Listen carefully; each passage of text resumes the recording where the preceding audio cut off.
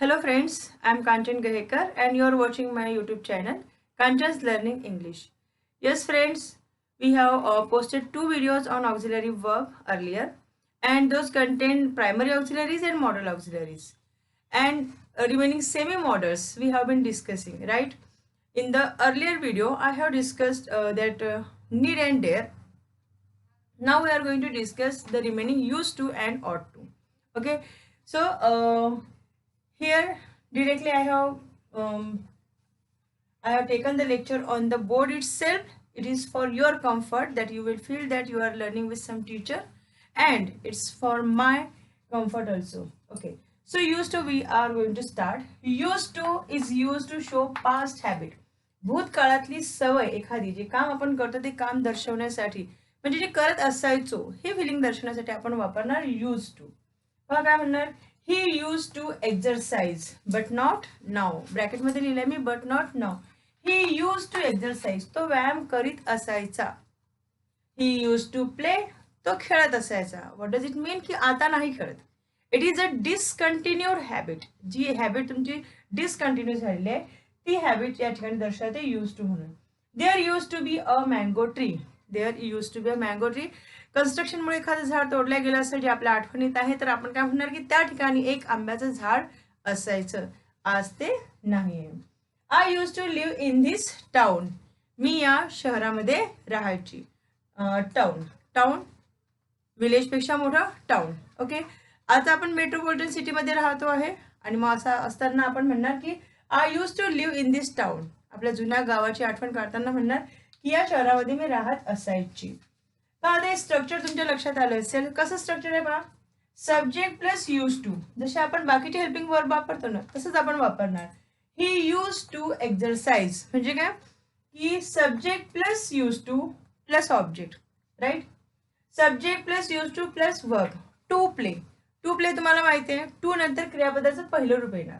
To नंतर क्रियापदाचं पहिलं रूप येणार तर आपण म्हणणार इन्फिनिटिव्ह म्हणणार याला आपण. तर he use to play. There use to be a mango tree. Use to be. Be म्हणजे सुद्धा क्रियापदाचं पहिलं रूप.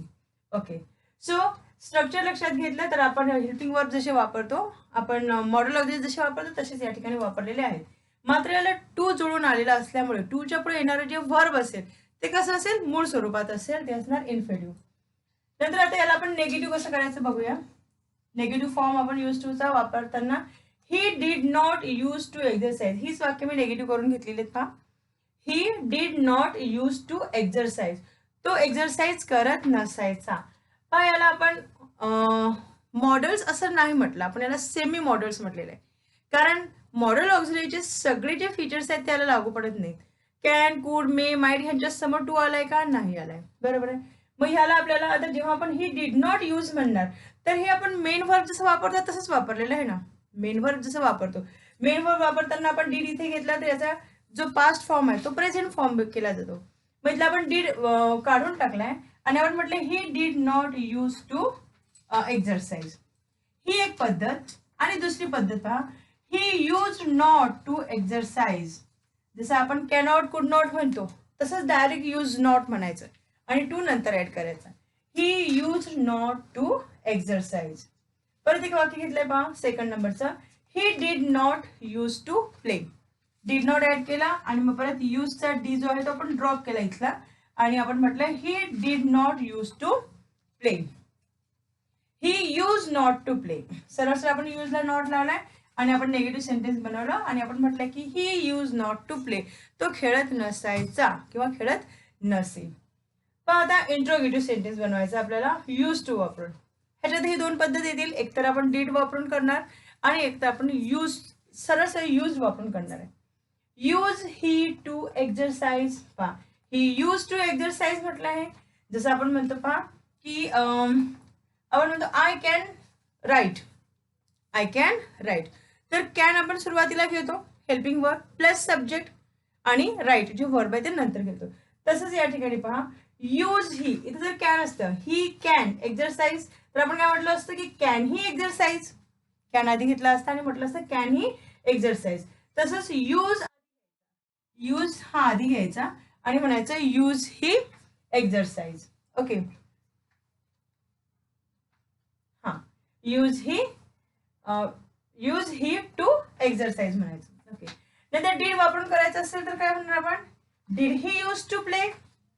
डीड आपण बाहेर काढलं. पहा, पहिलं वाक्य आहे, सेकंड वाक्याचं घेतलं आपण, ही यूज टू प्ले. ह्याचा आपण या पद्धतीने बनवलेला आहे की डीड, बरोबर आहे, हा सिंपल पास्ट काउंट होणार. आणि मग याचा आपण काय करणार आहे, डीड बाहेर काढणार. डीड पहिल्यांदा वापरणार, ही, मग सब्जेक्ट आणि नंतर use in its original form म्हणजे प्रेझेंट टेन्स मध्ये. Did he use to play question mark. पुन्हा एक वाक्य पहा, use there to be a mango tree.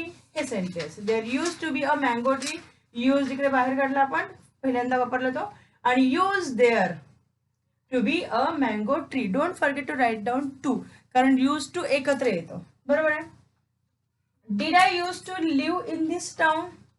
Did वापरून केलं आहे हे sentence interrogative. I use to live. Use मी सांगितले तुम्हाला पास्ट टेन्स काउंट होईल. आणि मग त्याला आपण क्वेश्चन फॉर्म करत असताना आपण डीड बाहेर करणार. Did I use to live in this town, question mark will be there. तर अशा पद्धतीने दोन पद्धतीने याचे इंट्रोगेटिव्ह होतात, दोन पद्धतीने नेगेटिव्ह होतात. नेगेटिव्ह कसं आपण डीड नॉट वापरून नेगेटिव्ह करणार किंवा आपण यूजला सरळ सरळ नॉट लावणार. सेम हिअर की इंट्रोगेटिव्ह सेंटेन्स सुद्धा डीड वापरून क्वेश्चन वापरून फॉर्म करणार किंवा आपण यूज सरळ सरळ ॲज अ मॉडल ऑक्झिलरी आपण त्याला सुरुवातीला वापरून आपण त्याचा इंट्रोगेटिव्ह फॉर्म बनवणार. ओके, नेक्स्ट पॉइंट आहे बा प्रेझेंट टेन्स मध्ये. मग आता यूज टू फक्त पास्ट हॅबिटच दाखवतो का, तर आपण त्याला प्रेझेंट मध्ये सुद्धा वापरू शकतो. Just showing habit. पाहता, I am use to take tea twice a day. मला दिवसातनं 2 वेळा चहा घ्यायची सवय आहे, म्हणजे मी 2 वेळा चहा पिते, माझी ती सवय आहे. I am use to take tea twice a day. He is use to. Is काय, प्रेझेंट टेन्स. हा एम काय आहे, प्रेझेंट टेन्स. म्हणजे प्रेझेंट टेन्स मधली सवय दाखवताना he is use to go for walk after dinner. Dinner नंतर फिरायला जायची, वॉकला जायची त्याची सवय आहे. पहा, प्रेझेंट टेन्स मध्ये असं वापरलं जाईल. आणि आता एक नोटेबल थिंग अशी आहे या ठिकाणी पहा, use to is replaced with would. Use to हा रिप्लेस केला जातो वुड सोबत. कसं रिप्लेस केला जाणार, क्वेश्चन असे विचारले जातात की use to replace use to with another modal auxiliary, another auxiliary verb. और रिमूव्ह यूज टू. मग यूज टू रिमूव्ह केला तर आपण वुड त्या ठिकाणी वापरणार. सरळ सरळ यूज टू आपण ड्रॉप करणार आणि आपण वुड वापरणार. काय म्हणणार आपण, ही वुड एक्सरसाइज. सरळ सरळ म्हणणार आपण he would exercise. He would play. There would be a mango tree. I would live in this town. अशा पद्धतीने आपण वुड वापरणार आहे यूज टूच्या जागी. ठीक आहे, तर this is all about use to. आणि आता आपण बघणार आहे ऑट टू. तर आता आपण पाहणार आहे uses of ought to. Ought to is use to show the moral duty. Moral duty, सरळ सरळ ड्युटी म्हणजे कर्तव्य. नॉर्मली आपण ड्युटी दर्शवण्यासाठी obligation, the word is use for this obligation. तर ऑब्लिगेशन दर्शवण्यासाठी आपण वापरतो शुड. पण तेच ऑब्लिगेशन जर तुमचे मॉरल असतील, तेच ड्युटी जर तुमची मॉरल असेल तर तुम्हाला ऑट टू यूज करावं लागेल. एक्झाम्पल पहा. Number one, we ought to respect our elders. आपण आपल्या वडीलधारा मंडळींचा सन्मान केला पाहिजे. आपण आपल्या वडीलधारा मंडळींचा म्हणजे आपल्यापेक्षा मोठ्यांचा आपण सन्मान केला पाहिजे. मॉरल ड्युटी आहे. We can call it as also we should respect our elders. आपण रिस्पेक्ट केला पाहिजे. पण ते कर्तव्य असं कसं कर्तव्य आहे, नैतिक कर्तव्य आहे. आपली सगळी रिलेशन, आपले सगळे संबंध नैतिकतेवर आधारित असतात आणि म्हणून ती नैतिकता जोपासल्या गेली पाहिजे. तर we ought to respect our elders. We ought to help our neighbours. पहा, गरज सगळ्यांना पडते, बरोबर आहे. कोणीही कुठल्याही प्रकारचं एक स्टॅम्प पेपरवर कन्फर्मेशन लेटर लिहून आलेलं नाहीये की तुमच्या जीवनात कधीही उलाढाल होणार नाही, है ना. तर आज एखादी व्यक्ती अडचणीत असेल तर उद्या आपण अडचणीत असू शकतो. त्यामुळे मग आपण आज त्याला मदत केली तर तो इन रिटर्न आपल्याला मदत करेल, किंवा तो नाही करणार तर तिसरा व्यक्ती करेल. कारण लोकांना माहिती असते की हा व्यक्ती चांगला आहे. म्हणून we ought to help our neighbours. ऑट टू ही आपली नैतिक शेजार धर्म म्हणतो आपण. पहा आपल्या संस्कृती आपण मध्ये म्हणतो शेजार धर्म. तर we ought to help our neighbours. याचा निगेटिव्ह फॉर्म करत असताना सरळ सरळ बघा, आपण जसं कॅनला नॉट लावलं होतं तशाच पद्धतीने आपण ऑटला सुद्धा नॉट लावणार.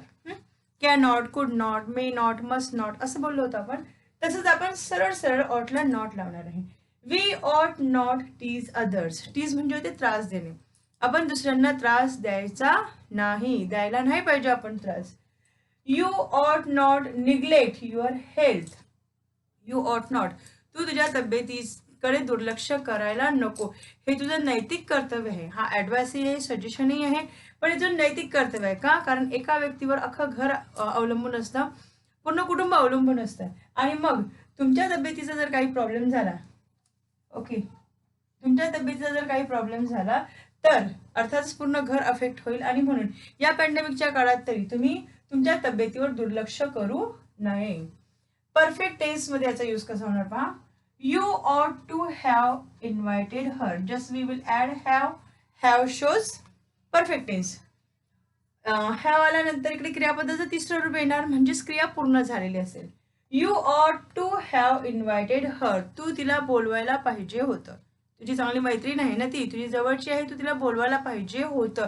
बट नॉट नाव मीन्स आता ती वेळ गेलेली आहे, आता तू बोलवू शकत नाही. You ought to have invited हर.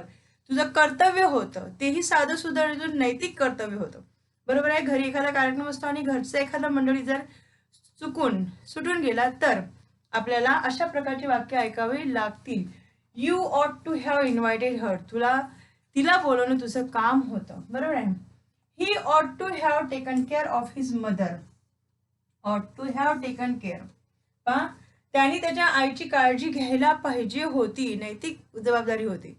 आणि आज समजा ती नाही आहे आपल्यामध्ये, किंवा मग तिला काही अपघात झाला असेल, काही झालं असेल उलटसुलट, तर अर्थातच अशा पद्धतीने म्हटलं जाईल की ही ought to have taken care. त्याची जबाबदारी होती ती, त्यांनी ती पूर्ण केली नाही आणि त्याचे परिणाम नंतर भोगावेच लागणार आहे. नोटेबल थिंग पहा काय या ठिकाणी की for formal notices we use should not ought to. पण सर्वसाधारण ज्या नोटीस असतात त्यांना देण्यासाठी आपण ऑट टूचा यूज करत नाही. तसे ऑट टू आपण खूप कमी वापरतो, रेअरली वापरतो. आपण सर्रास वापरतो शुड. बरोबर आहे. म्हणजे ज्या ठिकाणी मॉरल कर्तव्य ते आतापासून लक्षात ठेवा. हा डिफरन्स लक्षात ठेवा की सर्व ठिकाणी शुड वापरून चालणार नाही. जिथे नैतिक कर्तव्य असतील त्या ठिकाणी आपण ऑट टू वापरणार. पण नॉर्मल किंवा फॉर्मल नोटिसेससाठी शुडच वापरले जाते. फॉर एक्झाम्पल पहा, you should do study regularly. You should do study regularly. रोज तुम्ही अभ्यास करायला पाहिजे. We should exercise daily. आपण रोज एक्सरसाइज करायला पाहिजे. बरोबर आहे. पेंडेमिकच्या काळामध्ये मुलं मागच्या 7-8 महिन्यापासून घरीच आहेत आणि घरी असल्यामुळे त्यांना फक्त खाणे आणि बसणे असं म्हटलं तरी चालेल, एक छोट्याशा घरामध्ये त्यांच्या शरीराला कुठल्या प्रकारची हालचाल होत नाही. म्हणून यू शुड एक्सरसाइज डेली. घरच्या घरी तुम्ही आपलं शारीरिक स्वास्थ्य ठेवण्यासाठी एक्सरसाइज करायला पाहिजे. You should submit your homework before time. Simple आहे. You should submit your homework. कुठलंही काम वेळेच्या आधी पूर्ण केलं गेलं पाहिजे. मग होमवर्क सुद्धा वेळेच्या आधी पोहोचवलं पाहिजे. So it was about the formal notices. So friends, this is all about ought to and used to, right? In our next video, I'll take the comparison between all the auxiliary verbs. म्हणजे can आणि कुड दोघांपैकी कुठलं वापरायचं. म्हणजे spoken इंग्लिशमध्ये पण काही नियम स्पोकन इंग्लिशचे आहेत. कॅन कुठे वापरायचं, कुड कुठे वापरायचं, मे माइट असेल. बरोबर आहे. सर्वात जास्त ॲप्रोप्रिएट कोणतं कुठे असेल, right. So very recently you will get the next video that will compare the auxiliary verbs and later on we will start our new topic. हा टॉपिक इथे संपेल आणि मग आपण दुसरा टॉपिक सुरू करणार आहे. सो ऑब्विसली व्हिडिओ तुम्हाला आवडला असेल, अर्थात आवडला असेल तर लाईक करा, शेअर करा आणि सबस्क्राईब करा. And be in touch with this videos. Okay, thank you very much.